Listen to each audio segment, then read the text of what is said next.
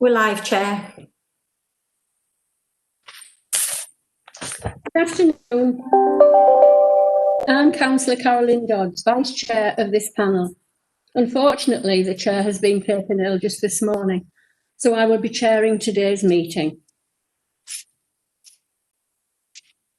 Welcome to this virtual meeting of the Children and Young People Social Care Services Scrutiny panel.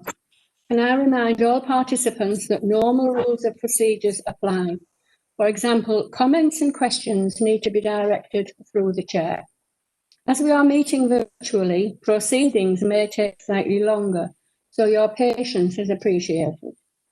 I can confirm that we have not received any questions prior to the meeting. Therefore, if you are invited to speak, please state your name and be as specific as possible about which issue you are speaking about.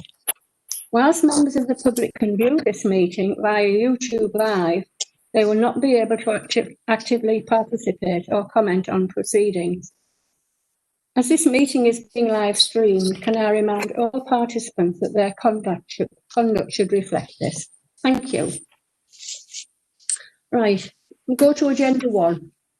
Do we have any apologies, please? Yes, Chair. Apologies from Councillor Wright. Thank you. Are there any declarations of interest? None? Okay, we'll continue to agenda item 3.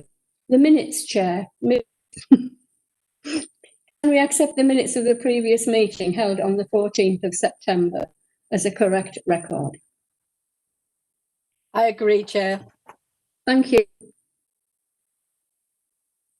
Right, agenda item 4. Sufficiency and permanency, perceptions of children in care. Further information.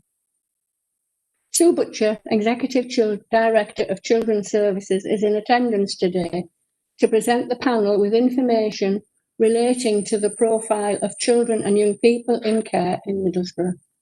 Can I hand over to you, please, Sue? Thank you, Chair. I understand that colleagues will be sharing the presentation. Right. And as going through the presentation, I'll ask my colleague Rachel Farnham to come in with some specific bits of information as well. Okay, here it comes. Okay, so as you rightly say, this is about presenting the panel with some additional information around children looked after, but also some metrics that will put children looked after in context in the terms of work that we're doing in children's services.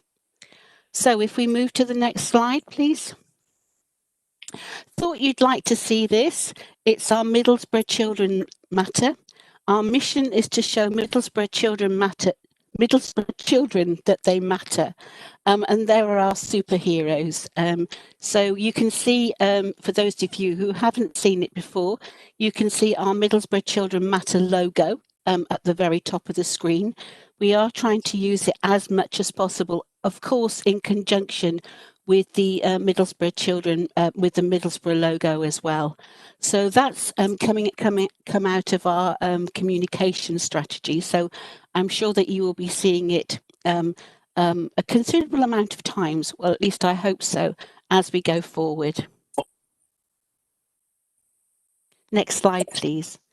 Right, so we were asked a lot of things to put in front of you this afternoon, and we've gone into more depth in some than others. However, I know that as we pursue this subject, there may be some aspects of it that you want to come back to. I'm not going to read out all of the things because it goes on again to the next slide.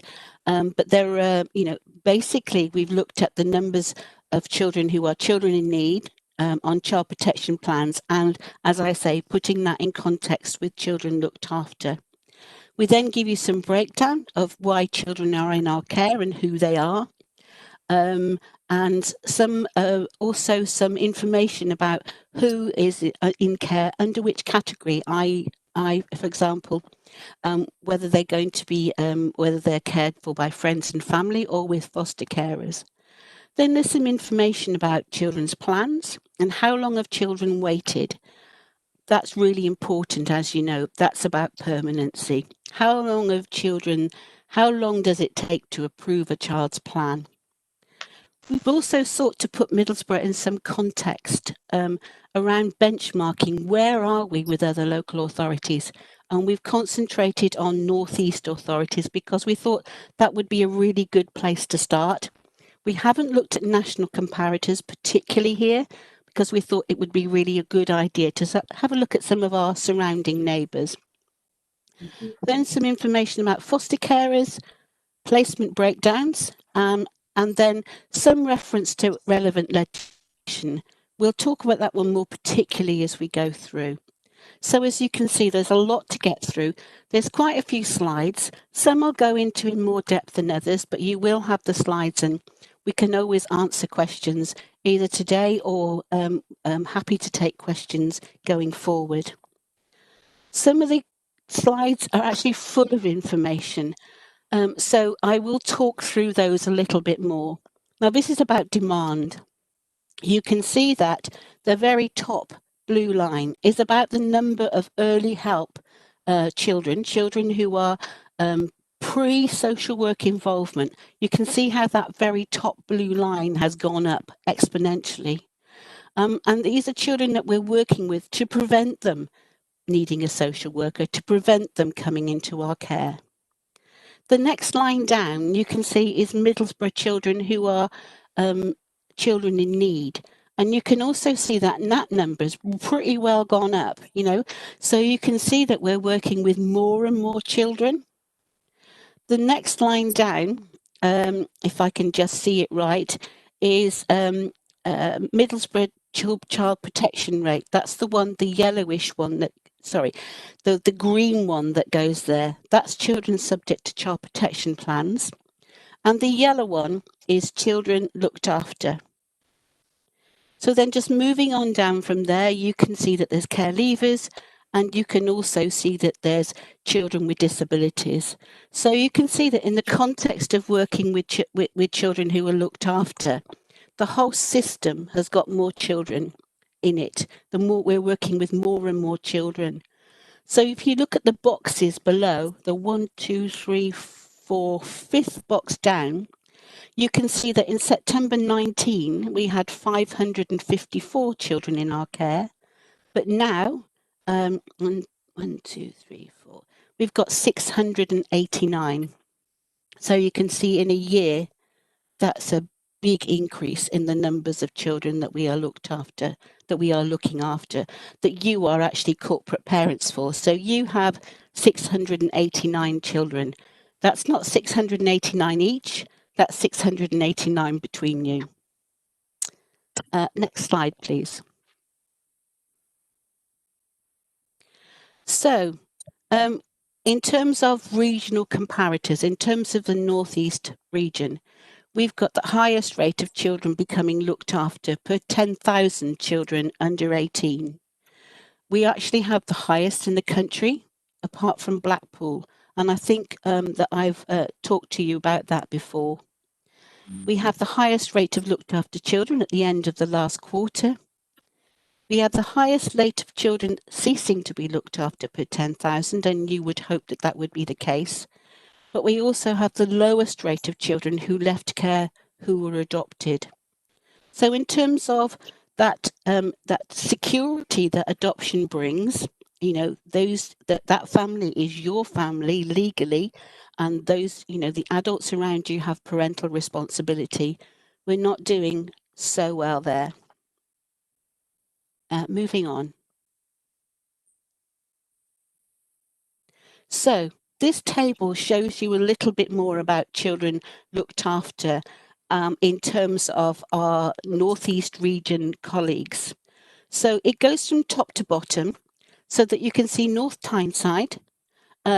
They have 71.2 children per 10,000, and that's of the general population of children under 18. So they're lower than they were. And they've got, since the 16th of March, minus 14, which is minus 4.5%.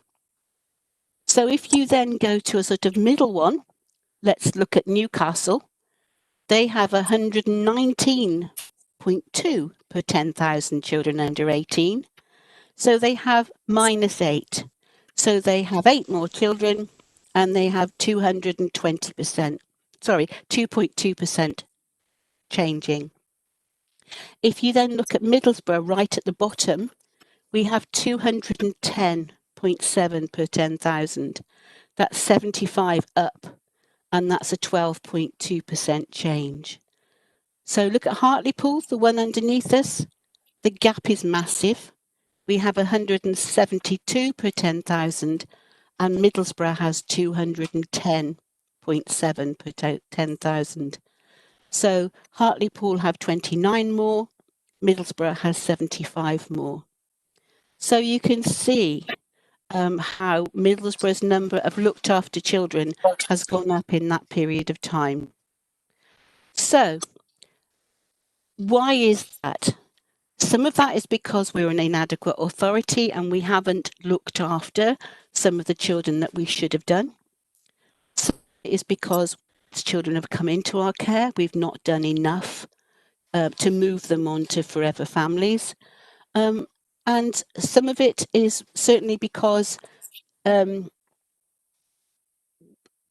the whole thing of neglect, when we've not recognised neglect as sufficiently as we should do. But I think really that puts things in a very, very stark, shows us in a very, very stark light. Rachel and I can talk a little bit more about what we're doing around some of these things, because we can't just leave the numbers like that. We'll come to that as we move on. So the next slide, please. Okay, and this is another one that's really quite difficult to see, but as I say, you'll get the slides and you'll be able to look at it. But it is, again, it's the children looked after in sort of virtual, in pictorial form, as it were. So I'm not going to go all the way through those, but you can see that Middlesbrough is the pink line. That's the very top line. And you can see that it's gone up, slightly leveling off at the top, but nothing that's consequential, I would say, in terms of the numbers coming down. And you can see, apart from the next one down, you can see, and that's Hartlepool, you can see all of the others really scrunched in, I suppose is the right word, towards the bottom of that graph. Next one, please. Okay, so a little bit about who are our children in care. So Middlesbrough, at this very moment in time, today, is 689 children, and this is a rate of 210.1. And we currently have the highest rate in the Northeast and the second highest nationally. So, a little bit about ages. The current ages of our children looked after, we've got 5.6 under 1, and then we've got 21.4, quite a jump between 1 and 4. Moving on down, I won't read all of them out, but the biggest percentage there is 35.4 are aged between 10 and 15 years. So then when did these children come into our care? So 20 young people, that's 3% in care, started their care episodes, started to be cared for by us when they were 16 plus. So why is that? Yeah. Why are we taking in children who were 16 plus when there's only 2 years to go till they were 18? They've been cared for by their family or by a family member, perhaps for 16 years. Why are we looking at those numbers at that level? Is it because we didn't recognise that they needed our care early enough? I think that's some things to do with it. We know that for the last 6 years, we haven't been working in the way that we should have done. So have we just missed some children? Okay, so the next one, just down from there, 15.1% of children who become looked after are newborn, i.e. they're under 1, and that's greater than national trends. So a lot of our children come into our care before they're 1 year old. So then moving on to ethnicity, 84% 9%, so 85% of our children looked after are white British. And this is an overrepresentation against the school population. So if you think of the school population as a whole, 78% are white, but yet we've got 84.9% in our care. We've got 6.1% who have mixed ethnicity. That's about the same as our children in our school population. 2.3 are Asian. And this is an underrepresentation because the school population has got 11%. So where are we with that? What does that mean?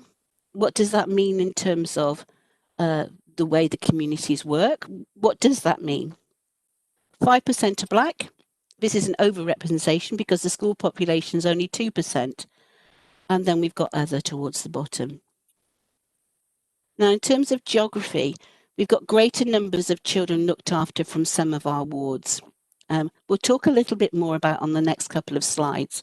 And although deprivation is a key factor of our understanding of demand, it's not the only factor.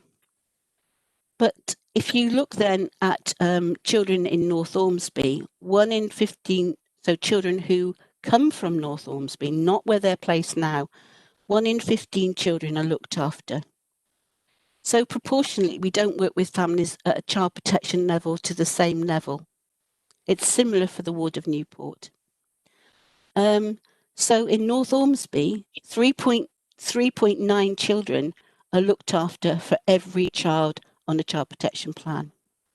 But in Brambles and Thorntree, only 1.3 children looked after for every child on a child protection plan. So we've got a whole cohort of children. Sorry, just go back slightly a second. So we've got a whole cohort of children who are on child protection plans. For every child on a child protection plan in North Ormsby, we've got 3.9 children who become looked after.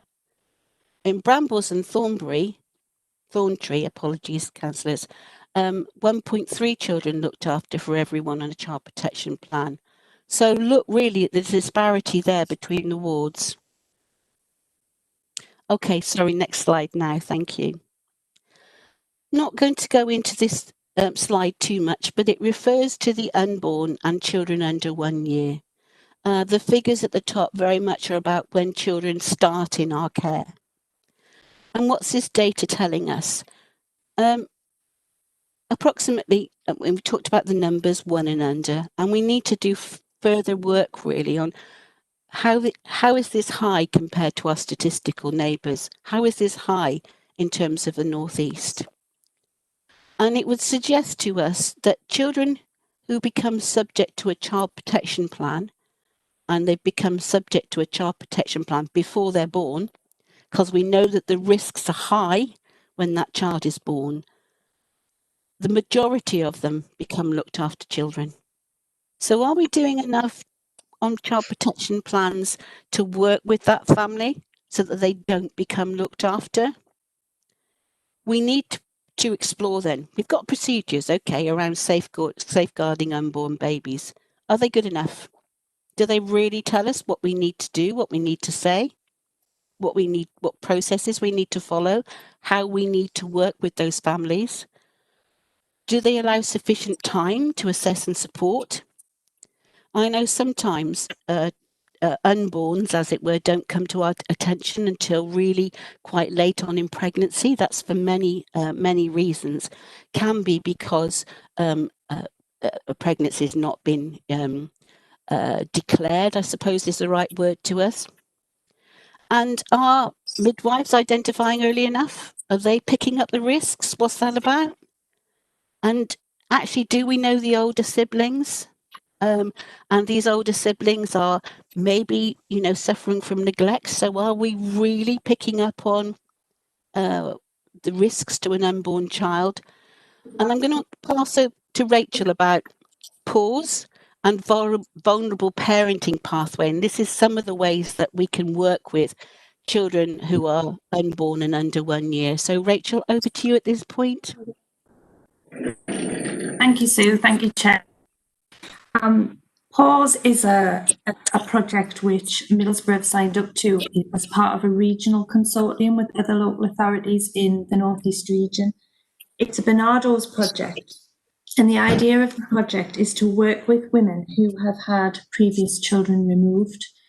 And the idea of the project really is to encourage women to have a pause. It is what it says on the tin, to have a pause in terms of pregnancies, and to work with Bernardo's in an intensive way to access the support they need to allow them either to not have further pregnancies and children removed, or to access the support they need to be a successful parent in the future.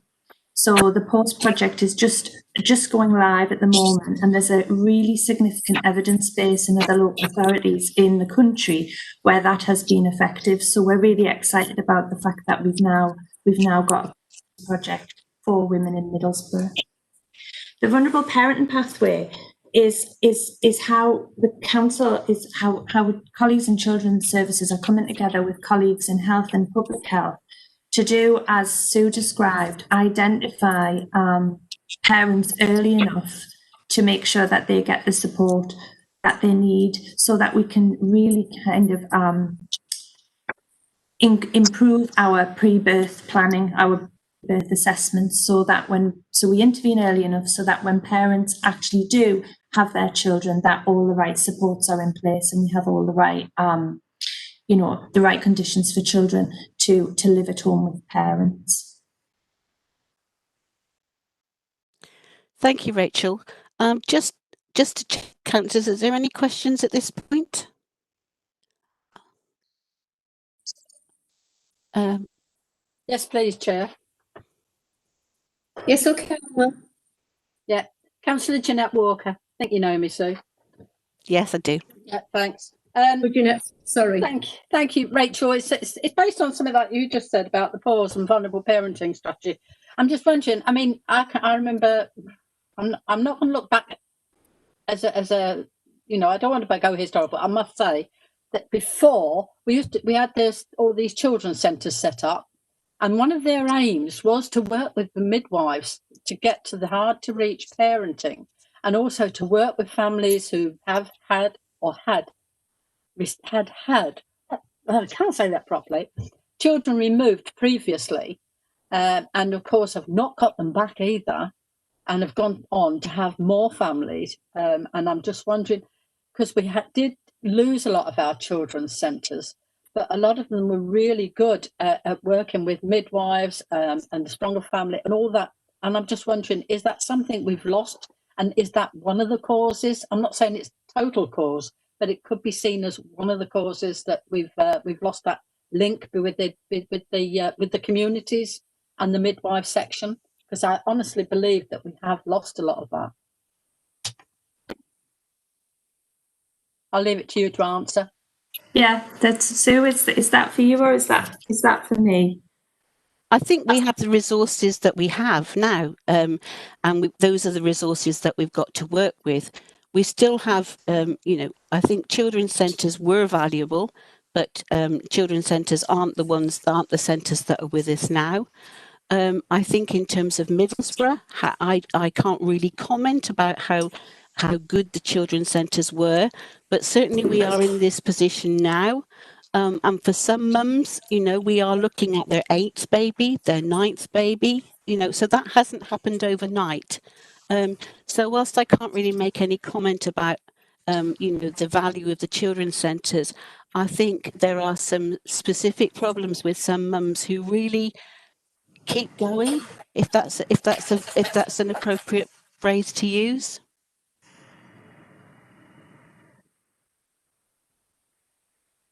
Thank you for that, Sue. Yeah, I think that, Caroline, sorry, Chair. I think that it's basically, I mean, I don't want to say that they were good, because I think we did have our issues with them, because one of their jobs was, and one of the roles was, and we've got that now, is the fact working with the hard to reach, as they say. I hate to do that, but it's true. The hard to reach ones who don't actually like to link in with any organisation or anybody, and they leave identifying themselves as a pregnant person to the very last minute, and that's where the issues start, I think, or they come to our notice then. Pause is women-based, is woman-based, if I can say that. It's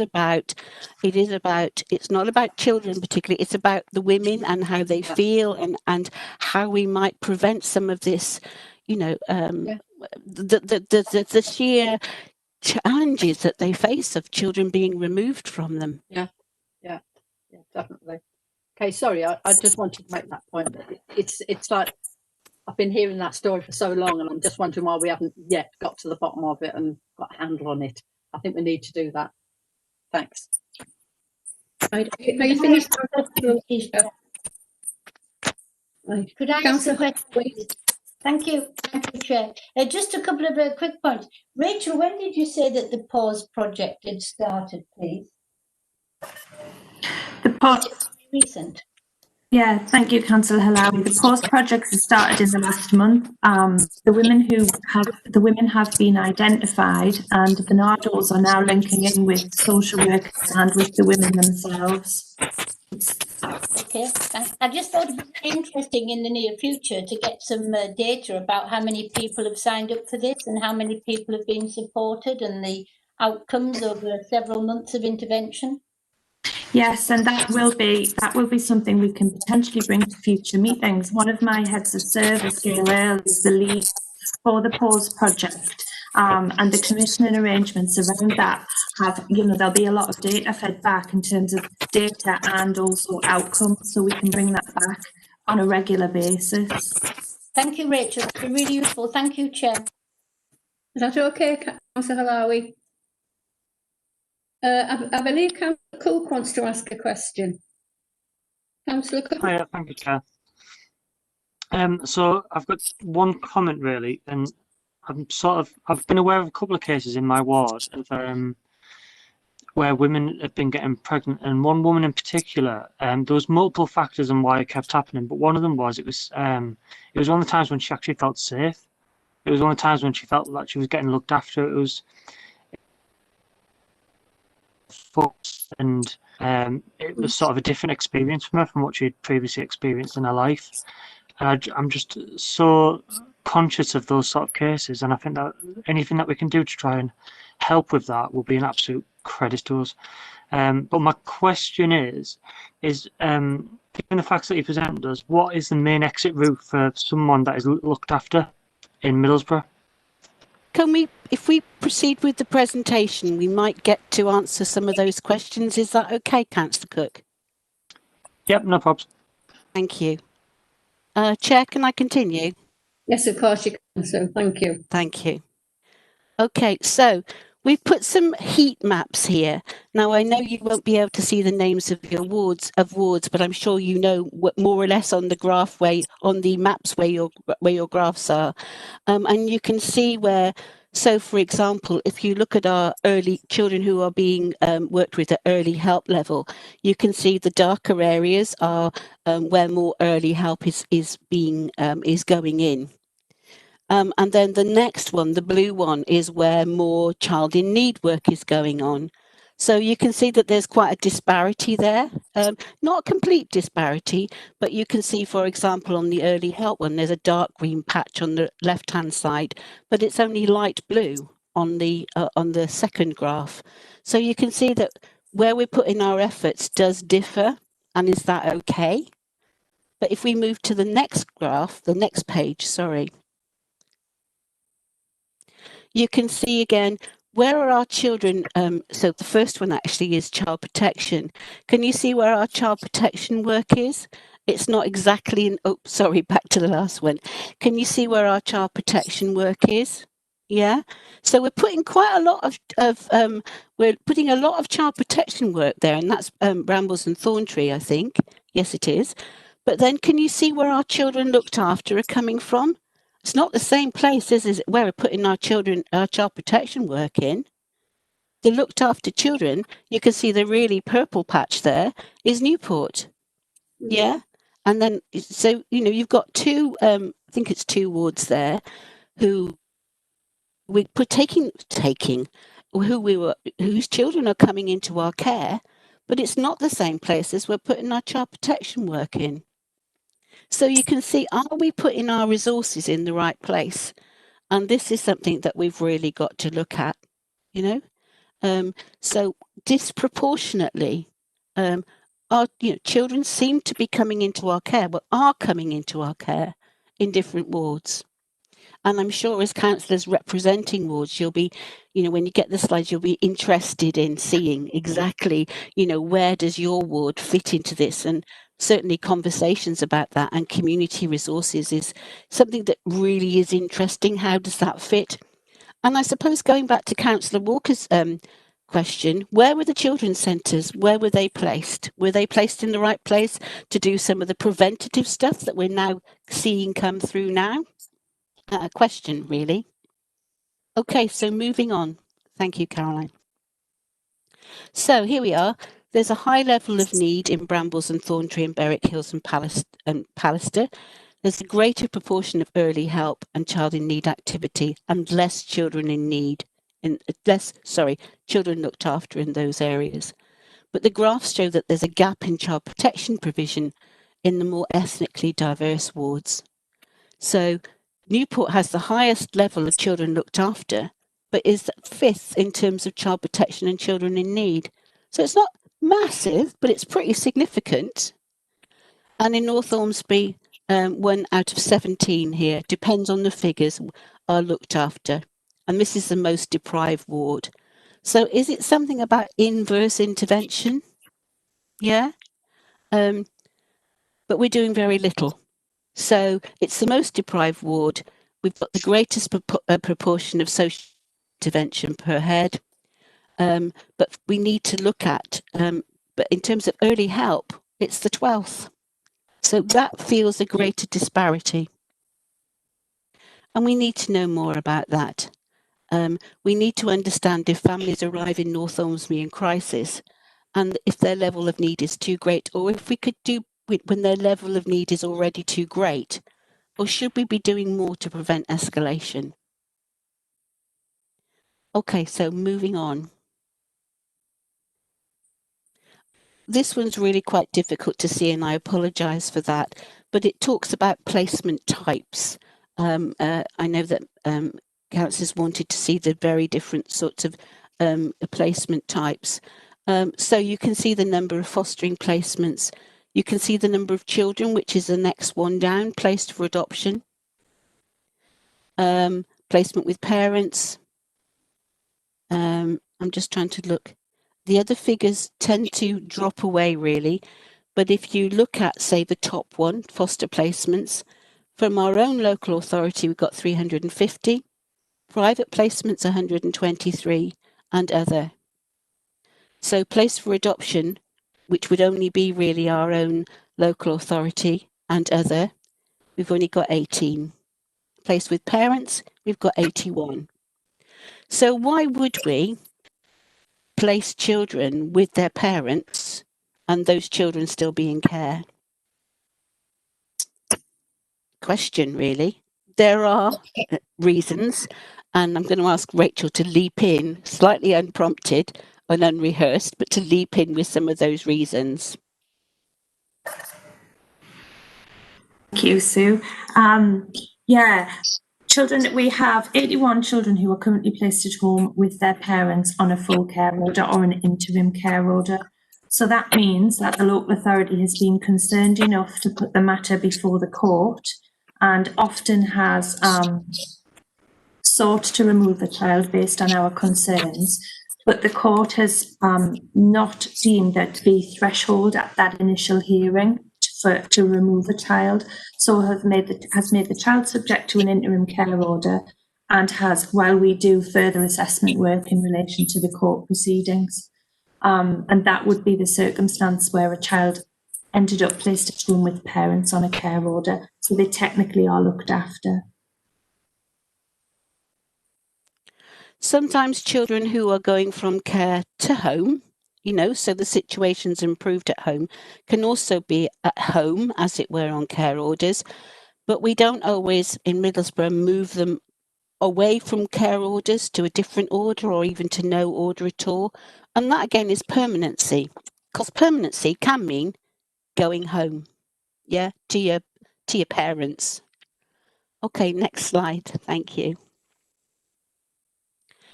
This one is about the journey of the child. So it's about what's the journey of the child from young people to care and where do they go? So this is a 3-year analysis of children who became looked after.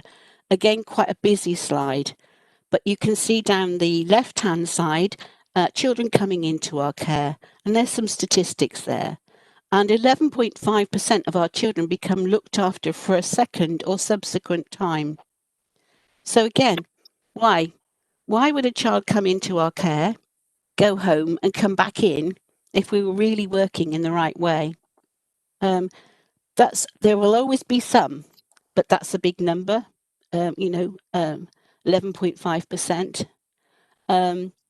57% of children had multiple referrals. Sorry, can you go back a slide?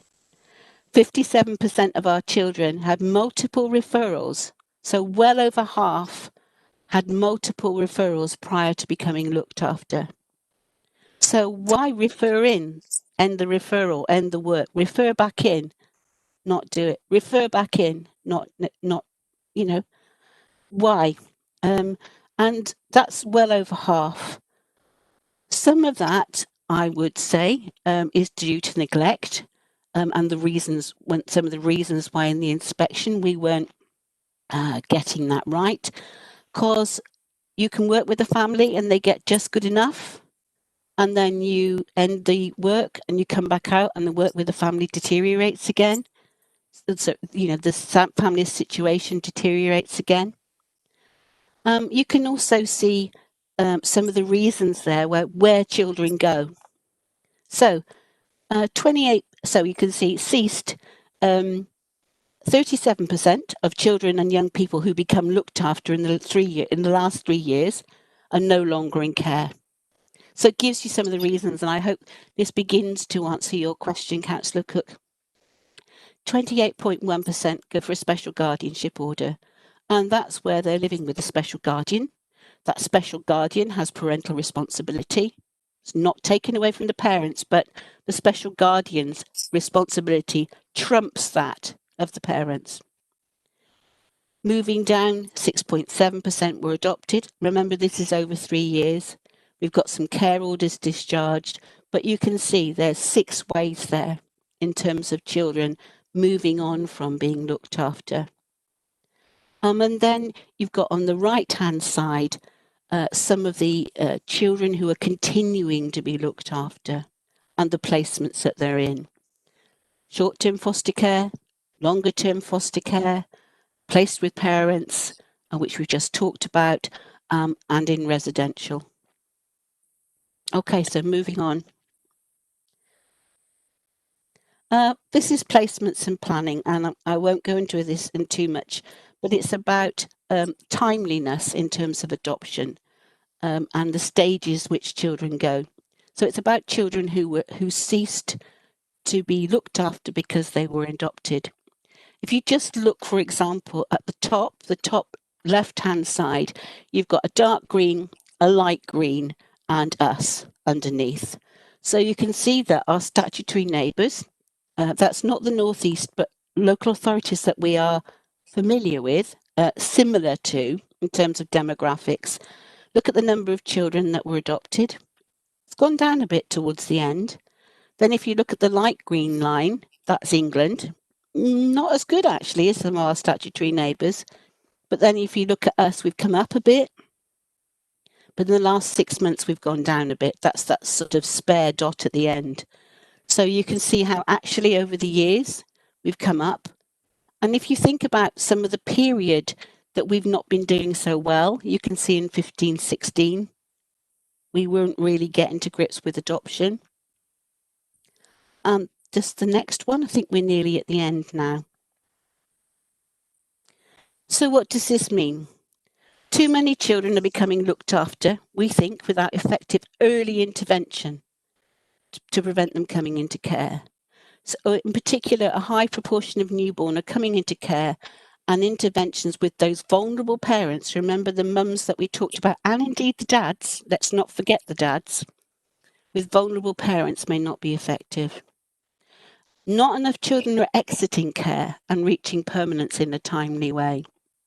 And and some of that recording and tracking has not been great, and we need to do some more work there. And that's all about permanency and getting children to their forever homes as swiftly as possible. We knowing ourselves much better. We know what the issues are. We know what the problems are. And I'm just going to finish that, and I'm going to get Rachel to talk just for 2 or 3 minutes about the interventions team that we got, which will illustrate some of the work that we're doing. So that we've got too many children who remain looked after and we haven't moved through to permanency. But if Rachel could just to finish us off, that's not quite the right phrase. If Rachel could just talk a little bit about the innovations project that we've got ongoing at the moment. Thank you, Sue. Thank you, Chair. There's a couple of significant projects which Children's Services are working on at the moment in terms of working with children who are in care and need to move on from care, and also around children who are on the edge of care to prevent them coming into care. So the first project is the Futures for Families project, which people may be aware of. And the local authority was successful in getting some innovations money from the Department for Education, and we're working with partners in North Yorkshire to deliver the Futures for Families project. So there is a residential hub and a team of staff who will work with children on the edge of care to support them to remain with their families. That project went live at the end of August, so that's a really exciting project. And the second project that we're working with at the moment is our Innovate project. And the Innovate team is a team of social workers who are working, high quality staff who are working around assessments and plans for children who are in external residential placements and need to move back home or into foster care closer to Middlesbrough. And they're also working with children who are at home on care orders where we need to get them discharge the care orders, and they're also working with a cohort of children who we need to assess special guardianship so that they can actually get the special guardianship order and then achieve permanence and be within their forever family. So they're 2 critical projects that we're working on at the moment, as well as PAUSE, which we've mentioned earlier. So, Chair, that really concludes the presentation. There's a lot there. And I don't think we've answered. I'm going to leave that one because it's difficult to look at, Caroline, so I'm going to finish it there if that's okay. We've got a little bit about placement moves at the end, but I think we've given you a lot of information there. We haven't really, I would say, despite the number of slides really, answered all of your questions. We could we could talk about some of the other answers, some of the other questions at another date, but really that's a lot of information. You can see that it's a really complex subject, but I hope, Chair, you can see that as well as identifying some of the issues, you can also see that we are working in project terms principally to address some of these issues, but also offering training to social workers and also getting them involved in the edge of care work and the work to move towards permanence. Thank you. Thank you, Sue and Rachel. I'd like to thank you both for your very informative and honest presentation. We always get the truth from you. We know it's difficult and we know we're going to improve. And we've got to feel positive and all work together and make sure this happens. Thank you. Right, would any members like to ask questions? Right, Councillor Saul, I saw your hand first. Thank you. Okay, thanks, Chair. I'd just like to say, after that detailed presentation, so I'd like to say, after years of the failings, I'd like to think the Director and officers and members are on the right path to improve this children's services. My question is to Sue, really, there's out of the 689 children who are in care, or how many are out of the town? Has it increased since the Ofsted report, please?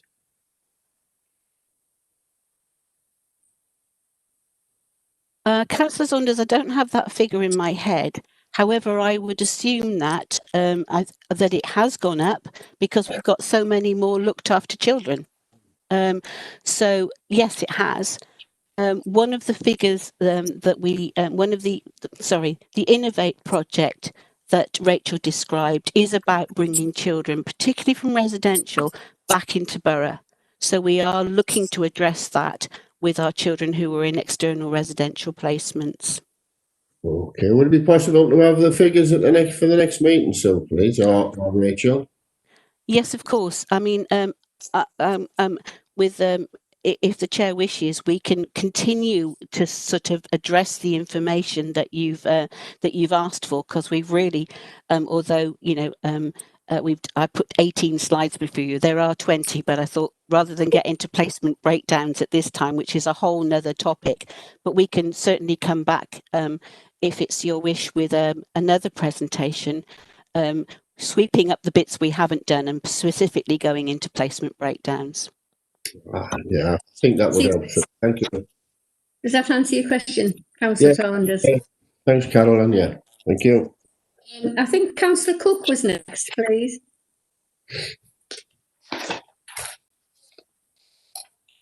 Councillor Cook, did you want to ask a question? I think we lost Councillor Cook. Councillor Goodin.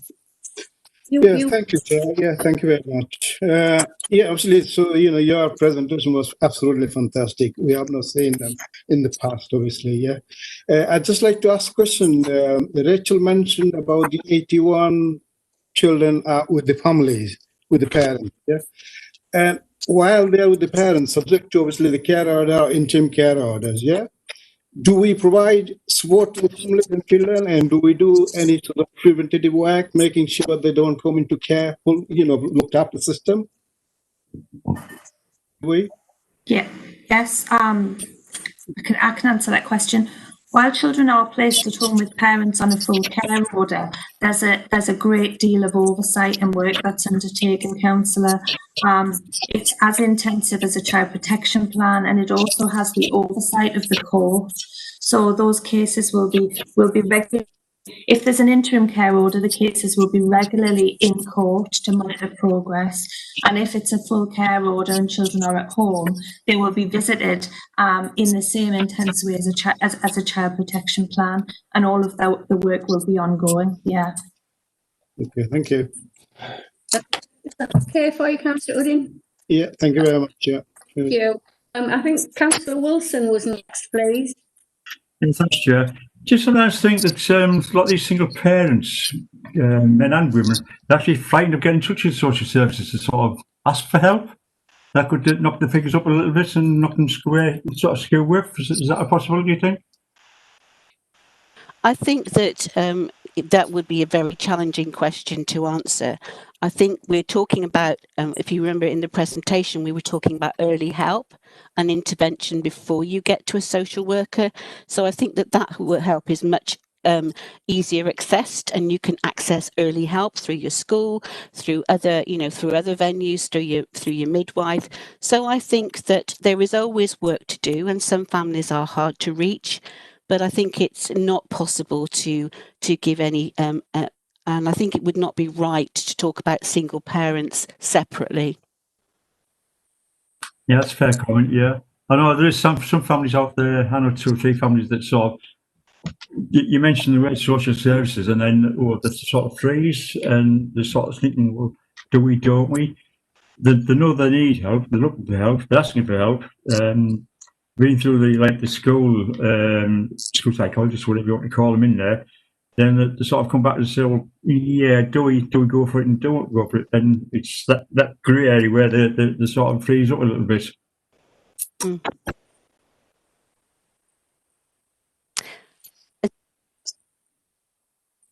Difficult to comment with any certainty, Councillor. Yes, thank you, sir. Councillor Jeanette Walker, you've got your hand up. Thank you very much. Councillor Jeanette Walker speaking. Thank you. So I'd like to remind you, I was a single parent for many years, and I was very, very fortunate. So, right, I'd like to ask the one question, well, a couple of questions actually. one thing I'd like to comment on is I think the logo is brilliant. I think it's very apt. And where did you actually consult with the children? Or did you? I thought you might with the superheroes, etc. And the good logo, and I think the visual and the good logo is brilliant, because if you can see that going through, I think it will actually help to identify anything. And I'd like to remind everybody that every single councillor in this authority is a corporate parent, not just those on the corporate parenting board, but every single councillor, and have been for many years. So any members that might be challenged anyway, don't forget, however long you've been a councillor, you've been a corporate parent. One of the other things I was going to ask, the first contact team, are they the ones who actually help to identify a lot of the families that have to come through to a further treatment, sort of further support, etc.? I would imagine that Sue and Rachel will be able to answer that together. And how are we working on that, Scott? Do we have any waiting lists at all? Councillor, do you mean the multi-agency children's hub where the referrals come into? Yeah, that's it. Yeah, that's part of it. Yeah. Well, that's in Rachel's portfolio, so I'm going to hand over to Rachel. She'll be able to give you more detail than me. Thank you. Yes. Can you see me now? Yeah. So everybody's faces keep moving around. Yeah. Obviously, the first point of referral into Middlesbrough Children's Services is the MATCH, the Multi-Agency Safeguarding Children's Hub. I'll get it right. And that's where people come in the first instance if they've got a concern about a child, or if a family want to make a referral themselves, if they're seeking help. So the MATCH team will screen those original referrals and then work out which is the best route for a family. So it could be that from that point, it's directed to early help, because we're not concerned that there's a statutory threshold met, but we can see a family really is kind of being proactive and seeking out help.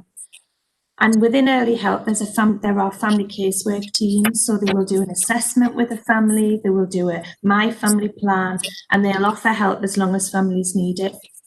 And that's a voluntary service. So sometimes people feel really comfortable with that. Coming back to the previous point about being a bit worried about contacting children's services. Again, if the referral comes in the front door, as we call it, and we are concerned that there's a statutory threshold being met, then it would then progress through for a single assessment, and then support would be offered either as a child in need, as part of a child protection plan, or sometimes cases come, children come in the front door where we're so concerned we do need to actually remove children. So that would be the route. It comes in and then it's either early help or it becomes a statutory social work case. Right. Rachel, can I further, excuse me, Chair, with your permission, do we have a waiting list of people actually wanting to go through that system at the moment? Because obviously it's an assessment, and is there a waiting list?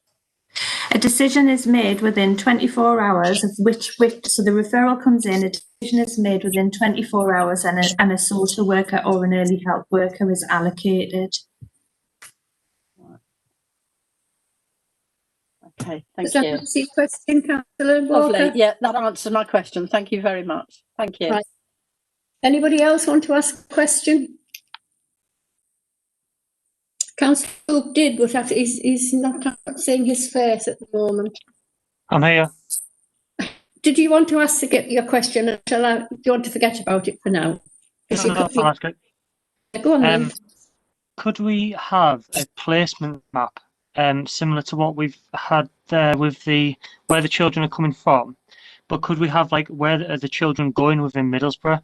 One of my big concerns about adults in a way is that we take people from chaotic environments and then place them into a chaotic environment in a different postcode, and I would like to know and be like sort of reassured that actually we don't take children from Northalmsby and then just place them in Newport. So if we could see a placement map, I think that'd be really good. Happy to provide that, Chair. And it may form part of, additional information in another presentation, but I think it's a really valid thing to look at. Where are we placing our children?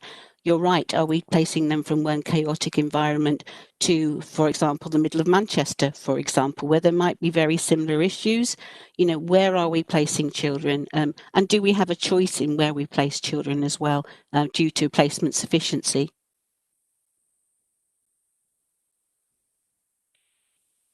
Does that answer your question, Councillor Cook? That's perfect. Thank you. Thank you. So, Councillor Halawi? Yes, thank you. Do we feel that we have enough foster carers in Middlesbrough? I know we have regular foster carer recruitment drives. Are we short of foster carers now, or have we got some in reserve? How is the recruitment drives performing? We never have foster carers in reserve, Councillor Halawi. If they're there, we'll use them. And you can see by the number of independent fostering that we have. We would rarely, I can't think of a situation unless it was a very specific need when we would place a child out, in an independent fostering agency when we have a suitable placement within. In terms of recruitment, we have got, I think, 11 households going through the recruitment process at the moment. Rachel, is that the correct number? Yes. Yes, Sue. So we're continuing to recruit, but of course, sometimes, carers also, will leave. But we continue to recruit. Recruitment is ongoing all of the time. And the Futures for Families project that Rachel mentioned also is also recruiting for carers for some of the young people who, who are either on the edge of care or want specific care. Or I know the carer at the moment is being used for a young person that's come from a residential. So before they go straight home, they're having a period of time in Middlesbrough with this carer. So they're recruiting too. So we would want more carers, and we would want to make sure that we're using them appropriately, and we are continuing to recruit on an ongoing basis. Does that answer your question, Councillor Halawi? Yes, it does. Thanks. I just wish we could somehow up the numbers of people that we could recruit, that we could get more, because it would be really helpful, wouldn't it, to think that children were in the care of Middlesbrough people and in our own environment to some extent, and we had more control over the way things operate rather than the independent foster carers. I don't know how to do it, but I think it's an interesting challenge. Thank you. Councillor Saunders, were you wanting to speak again?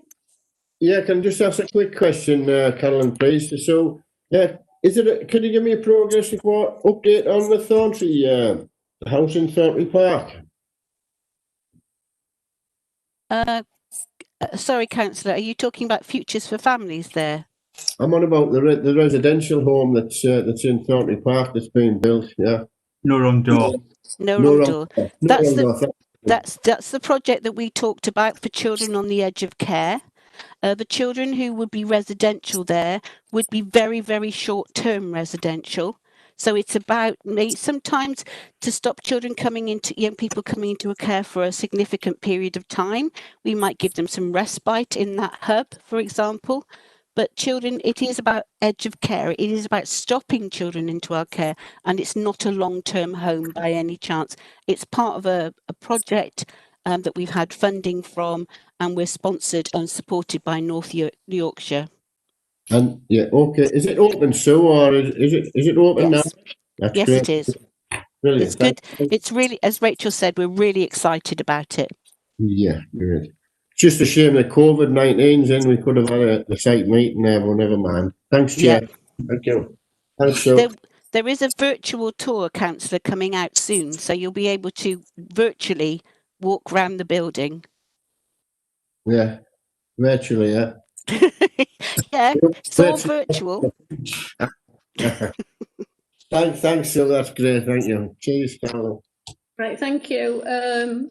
Councillor Wilson, do you want to speak again? Yes, please. Yeah, on that one, no wrong door, Mick. Yeah, I've been in there, that building. It's quite well built, quite nice to look inside. It's very well, quite nice, very good. Going back over there, social workers. Do we have enough social workers on the books to actually cover the children that we have in care? Going forward on that. Again, Councillor, we do have a number of agency staff because we've been unable to recruit to permanent social workers. There is quite a national shortage of social workers, so we are fishing in what is a very large pool. We are looking at a workforce strategy and a recruitment and retention campaign.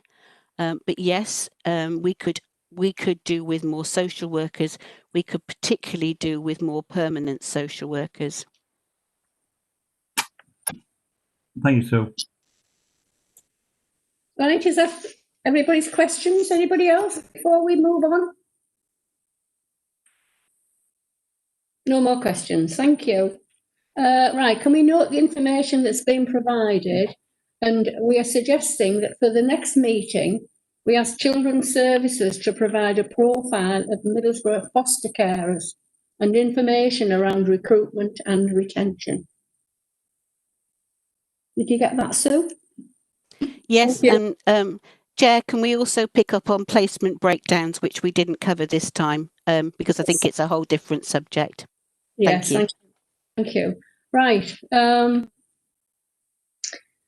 Right, sufficiency and permanency, further information. Councillor Coop will share his own story and experiences of his pathway through children's social care. Thank you, Councillor Coop. No problem. So I've written a couple of notes about different comments that I've heard and sort of like the other side to it. I was taken into care as a result of neglect and abuse. It was while I was living in the Redcar and Cleveland area. From there, I was then bounced around.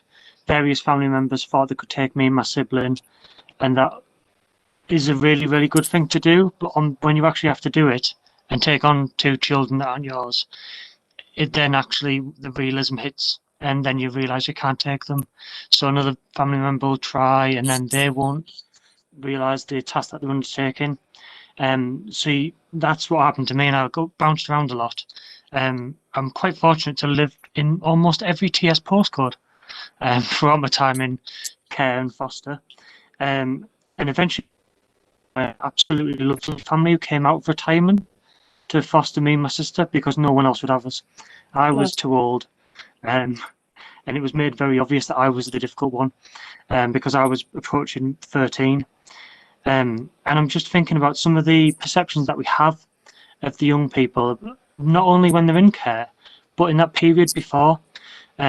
Just because someone isn't in care doesn't mean that they aren't having it tough or that actually their situation isn't difficult. So the thing that would often get raised is appearance, and I always felt very strongly about that. The main reason I did is because I, growing up, had two outfits. I had my school outfit and I had my home outfit. And by the age of 13, I saw like an absolute beast because that was incredibly needed for me to make sure that all the outfits in the house were kept in good order because I ran the house. And I think it's very difficult if we judge people like that on their appearance, then actually we're doing them a disservice because you don't know how difficult it can be for that person to actually look even as well presented as they are sometimes. The other one that always used to get me was being called a gang or a group of yobs. And when you're taken away from people and when you're put into an environment that you don't know, you will naturally group together with other people, and they'll generally be about the same age, and it might look very intimidating, it might look quite scary, but realistically those kids are quite scared. Those kids are doing it out of necessity to feel included in a group and to feel more secure in themselves. And occasionally they will get loud, and occasionally they will talk very dramatically, I think is the politest way of putting it. But a lot of those children will have been in situations where actually they've had to raise their voice most of their life just to be heard because the situation around them is so noisy. So it's not that they're being aggressive. It's not that they're being loud or scary. For them, that is a normal register of volume, because that's the way they've had to talk just to be heard. I think one of the other things that's incredibly frustrating is if I hear comments about will they be locked up in a home, or will we treat them as some sort of prisoners or criminals. And actually, most of them are very vulnerable, and we need to safeguard them more than safeguard everyone else. And one of the things I was really, really glad to hear that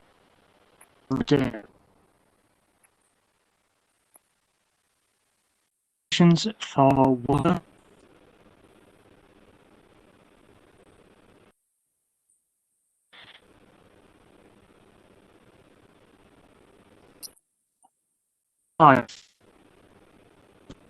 Role or anything for previous addresses. I remember every time I applied for anything that's for 5 years previous addresses, I had to do for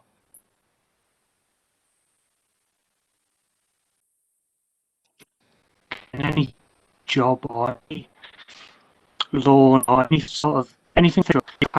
And so to hear that Sue's sort of working on that is a really good thing to hear. And I think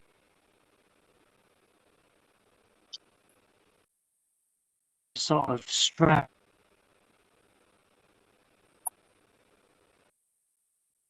these are people have incredibly time, and we need to always think from their side, like what must it be like just to get up every day and do anything. It is the hardest thing in the world, and I think the more empathy we can have, the better. I'm glad to say that both myself and sister both degrees, which was a major win, and the person we're looking at absolutely fine. But that way, not family, but people along there, some social workers, some foster carers, even just teachers at school that just pick up on you and just say, okay, you're behaving slightly more irritating than normal, is what's going on. And I think that's the sort of empathy that I was shown, which has led me to become marginally successful, I'll say. I just wanted to sort of share that experience. So thank you, Chair. Thank you, Councillor Cook. Thank you for sharing your story. I found it extremely moving, and I do hope that, well, I think everybody will have found it moving, and it's nice to hear it from the horse's mouth, should we say, and I'm sure it will help us in all the decisions we're going to make in the future. Thank you, Councillor Cook. It was lovely. Right. Am I taking questions, or would you rather not, Councillor Cook? Do you want to answer questions or not? You're fine. Questions. Yep. Right. Absolutely. Yep. Councillor Wilson had his hand up first. Yeah, thanks for that, Chris. I'm not going to ask a question. What I'm going to say is there's far too many people willing to judge a book by its cover instead of getting to know the book first. And you did well there, mate. Thank you very much. Councillor Lawing, did you want to? Yes, please. Thank you, Chair. It's just to support some of the things that Chris said. Like him, I believe wholeheartedly, we must learn to empathise and understand children in our care, in our communities who might have had challenging circumstances, some of which possibly some people might not be able to imagine or contemplate. Chris, could you say anything about some of the other children that you've known around you who might have suffered adversely from some of the unsympathetic comments or treatment they might have had, just to show us how hard you think it might be for those children? Yeah, so bizarrely, I grew up on a road called Dorset Road in Gisborough. It's one of my more permanent foster homes. And for some reason, I don't quite know why, but this is one of the reasons I want to look at placement areas. There were a lot of children on that road who were in foster homes, and there seemed to be, and the foster families would all meet in the same house, and all the children would get the chance to meet, and you get to talk about their experiences. And there was a couple of families where actually, because of the surname, the children wouldn't be accepted into any of the homes because they knew the sibling of that child. And it's awful to know that people are being judged because they knew a relative of them. And so that means that this 10-year-old child struggled to get placed time after time after time. And it wasn't anything he'd done at all. But unfortunately, one of his siblings hadn't behaved the best. And that led to, he never finished school. And he never really got anywhere, if I'm honest. He's someone that I did sort of keep a level of contact with. And he's someone that always struggled because he never sort of came to permanence because everyone just viewed him.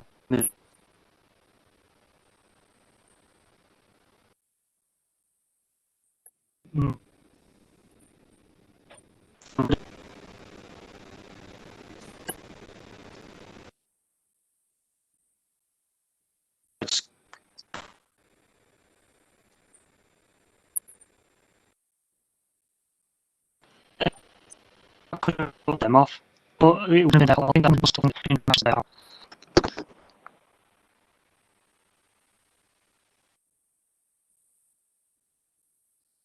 Thank you, Councillor.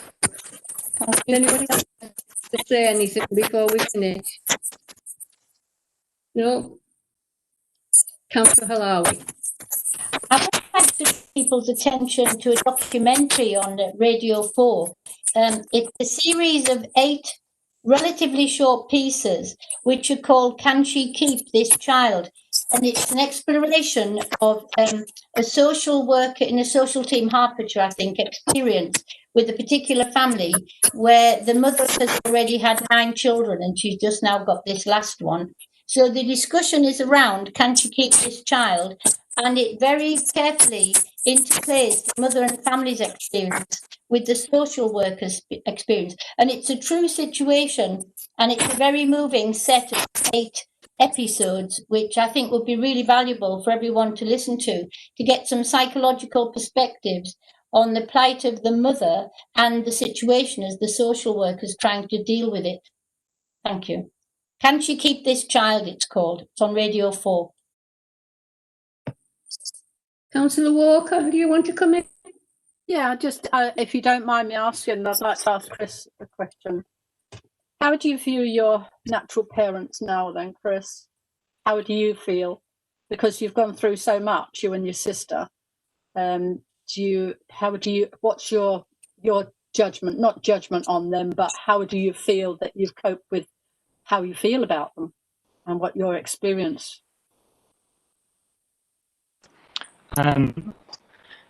It's got one. You have to deal with it, don't you? It is. Yeah. Yeah. So my father's deceased, and my father's passing sort of kick-started a lot of it.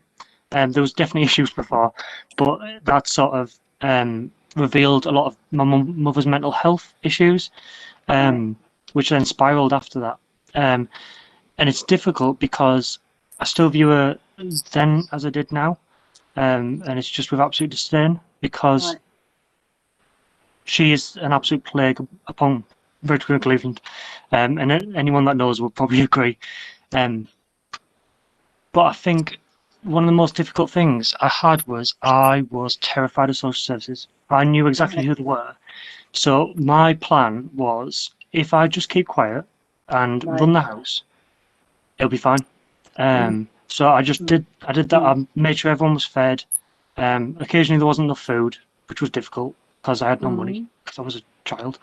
But I just kept going because I was so terrified that the boogeyman was going to come and separate me and my sister, and then that would be it. Yeah. And actually, what I'd wished would have happened was a bit more education in school to say, actually, social services aren't like that. Yeah. Social services will come and assist you, regardless if you're the parent or the child. Because I always thought that that was something that the parents meant to do. That wasn't my place. And that if I did it, trouble was going to come. So I covered it up for about a year, I think. Of me running the house and everything that comes with it. I looked after my mother, my grandmother, who also suffers with her own mental health, and the menagerie of pets that just kept brought home as the situation got more chaotic. And I think I wish now that I'd actually made a disclosure sooner, It wasn't until the fire brigade attended our house, and that was what actually got me caught. They attended it for a false alarm. My mother rang in because she claimed that the gas fire was leaking gas, and it was electric fire. When the right, okay, we're reporting this. And that was what took me, but I wish I'd sort of done it myself, because now, knowing what I know now, I would have felt more comfortable and I'd have felt a little bit more in control. Good, thank you so much for sharing that, Chris. It amazes me, because there are a lot of children still doing that, and we all know that. And I think one of the things that, as you've just highlighted, is that certain agencies such as the fire brigade and emergency services are attuned to recognising where there are vulnerable children. And I think that means, because our emergency services have to be trained, I hope, they have to know there's a situation there that needs to be looked at by somebody else other than themselves. And I think you most probably grew up scared stiff through many different reasons and hearing so many different things. And I'm just so glad that the person you are now, Chris, fantastic. So you've done really well. I hope your sister's done well as well. So, keep up. You're a good example of getting through such a terrible time. So keep going. But I hope that our emergency services will get all that training that you've just said, highlighted their concern and your situation, for the better for you in the end. Thank you. Yeah, thank you. She's a nurse, actually. So, fantastic. Yeah, Right, are we all finished asking questions? Joe, do you want to continue with the OSB update? Yes, thanks, Chair. I'll just provide a brief, just find the screen. So it happened at the OSB meeting, Overview and Scrutiny Board, on the 1st of October. So the board considered an update from the Mayor in relation to COVID and the Council's finances. It looked at the Executive Forward Work Programme, an update again on COVID-19 from Middlesbrough Council from the Chief Executive and Director of Public Health. It received Councillor Chris Hobson, Finance and Governance Executive Member, and a further COVID and Finance update from Councillor Hobson and the relevant office. Thank you. Thank you, Jo. Well, as there are no other urgent items to be considered, therefore I will bring the meeting to a close. And thank you for all attending. I've quite enjoyed being Chair. Thank you. Well done, Caroline. Thank you. Well done. Thank you, Caroline. Well done.